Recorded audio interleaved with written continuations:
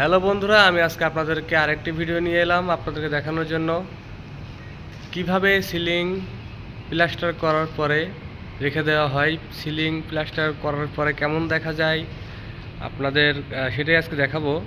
আমি এতক্ষণ ceiling plaster করছিলাম, তো আমি ভিডিও করতে পারি নাই। তো এখন ভিডিও করা শেষ, কিছু অংশ প্লাস্টার করা হয়েছে, কিছু অংশ প্লাস্টার করা বাদে আছে। আমি আপনাদেরকে এই জিনিস আজকে দেখাবো। তো চলুন দেখা যাক।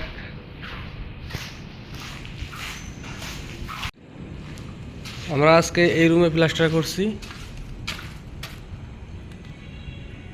উপরে যা দেখতে পাচ্ছেন সবই হচ্ছে সিলিং,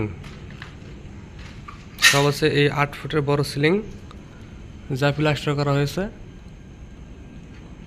কিছু অংশ বাদ আছে, আপনাদেরকে সেটা দেখাবো। এই যে এখান থেকে দেখা যাচ্ছে যে কিছু অংশ বাদ আছে। আমি যদি পুরোটা দেখাই,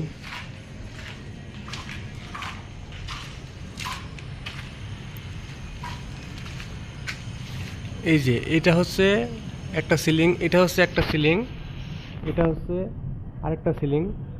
তো এই সিলিংয়ের মাঝখানে যে এই সাদা লাইনটা দেখতে পাচ্ছেন, এটা হচ্ছে জয়েন্ট। এই জয়েন্টটাই আজকে আমরা দিছি, এটাকে বলা হয় প্লাস্টার। সিলিং প্লাস্টার করা হয়। আর এই যে মাঝখানে যে গোল গোল দেখতে পাচ্ছেন সাদা, এগুলো হচ্ছে স্ক্রু দিয়ে আমরা যে সিলিংটা আটকেছিলাম ওই যে ওই মাথার সঙ্গে, সেটা আটকে দিছি আর কি। তো এখানে দেখেন যে স্পষ্ট দেখতে পারবেন, এটা হচ্ছে প্লাস্টার করা আর এটা হচ্ছে প্লাস্টার বাদে। এখানে প্লাস্টার এখনো হয় নাই। তো এই এই পাশে এই প্লাস্টার করা এখানে কিন্তু এমন ছিল, প্লাস্টার করার পরে এমন হয়েছে।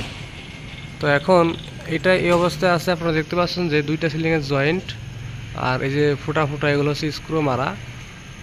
তো এইভাবে কিন্তু পুরো ঘরটার মধ্যে সিলিং মারা হয়েছে।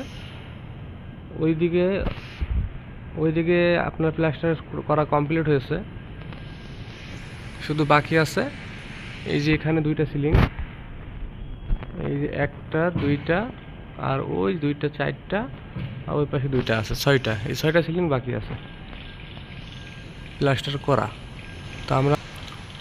তো আমরা আগামীকালকে এসে এখানেই প্লাস্টার করব আবার বাকি অংশটুকু প্লাস্টার করে আবার অন্য কাজ করব।